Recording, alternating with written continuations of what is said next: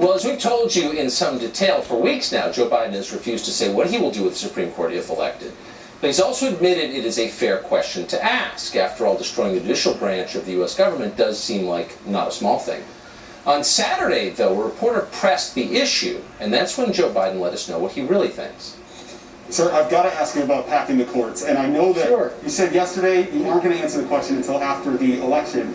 But this is the #1 thing that I've been asked about from viewers in the past couple of days. Well, you've been asked by the viewers who are probably Republicans who don't want me continuing to talk about what they're doing to the court right now. Well, sir, don't the voters deserve to know? No, they don't. I'm not going to play his game. He'd love me to talk about, and I've already said something on packing court. He'd love that to be the discussion instead of what he's doing now. So voters don't deserve to know what he will do if elected, says Joe Biden. Anyone who cares about the Supreme Court is probably a Republican. It's hard to believe that's a real clip. Just a few years ago, even Joe Biden himself would have had trouble believing it. Here he was in 2005, not ancient history, we had air conditioning and jet travel then, calling court packing exactly what it always is, a corrupt power grab.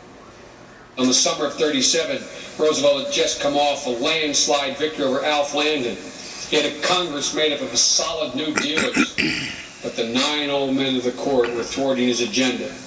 In this environment, Roosevelt, and remember this old adage about power corrupts and absolute power corrupts absolutely, corrupted by power, in my view, unveiled his court packing plan.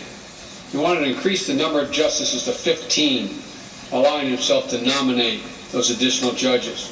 It took an act of courage on the part of his own party institutionally to stand up against this power grab. That was a very different Joe Biden.